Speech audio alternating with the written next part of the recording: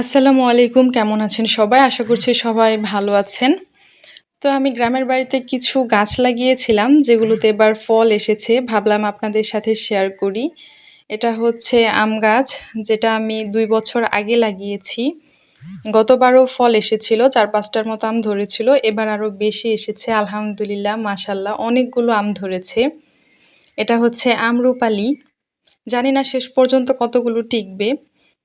তারপরেও অনেক এসেছে, যেটা দেখে আমার খুবই ভালো লাগছিল। ভাবলাম যে আপনাদের সাথে শেয়ার করি। যেহেতু বাড়িতে থাকি না, এই গাছগুলোর তেমন একটা যত্ন নেওয়া হয় না। আর এটা হচ্ছে বেদানা গাছ, যেটা আমি গত বছর রমজানের ঈদের সময় লাগিয়েছিলাম। এবারই প্রথম ফল এসেছে আলহামদুলিল্লাহ, অনেকগুলো ফল ধরেছে। কিন্তু এই গাছের কিভাবে যত্ন নিতে হয়, কি করতে হয় আমি অতটা বুঝি না। তো আপনারা যদি জানেন যে ফল আসার পর কি যত্ন নিতে হয়, আমাকে একটু জানাবেন কমেন্ট করে। এটা হচ্ছে লিচু গাছ, এটা আমার দেবর লাগিয়েছে। এটার মধ্যেও মাশাআল্লাহ অনেকগুলো লিচু ধরেছে। গত বছরও ধরেছিল, এবার বেশি ধরেছে। এটা কি জাতের লিচু আমি আসলে জানি না। নিজের হাতে লাগানো গাছে ফল আসলে আসলে কিন্তু অনেক ভালো লাগে। এটা হচ্ছে লটকন গাছ, এটার বয়স ৩ বছর। এখন পর্যন্ত একবারও ফল আসেনি বা ফুলও আসেনি। গাছের গ্রোথ মোটামুটি ভালো। কি করলে লটকন গাছে দ্রুত ফুল ফল আসবে, কেউ জানলে আমাকে একটু কমেন্ট করে জানাবেন।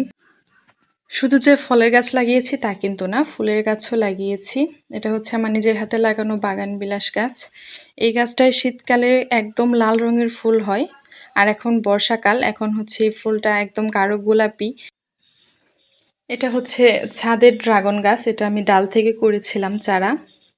এই চারাটার বয়স ২.৫ বছরের মতো হয়েছে, এখনো একবারও ফুল বা ফল কিছু আসেনি।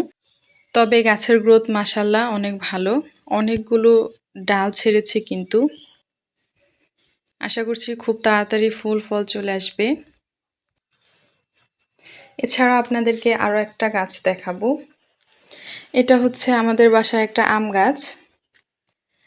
এটা বীজে থেকে করা, গাছটার বয়স ৭ থেকে ৮ বছর। এটা দ্বিতীয়বারের মতো ফল এসেছে, গতবারও ফল ধরেছিল, অনেক আম ধরেছিল, কিন্তু এবার আম আরও বেশি ধরেছে। একদম ঝোকায় ঝোকায় আম, অনেক আম ধরেছে মাশাআল্লাহ। এটা কিন্তু আসলে আল্লাহ তাআলার রহমত।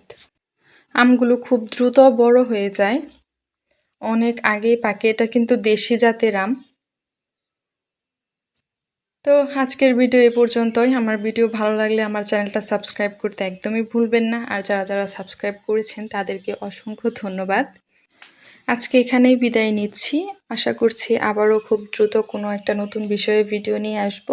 ততদিন সবাই ভালো থাকবেন, সুস্থ থাকবেন। আল্লাহ হাফেজ।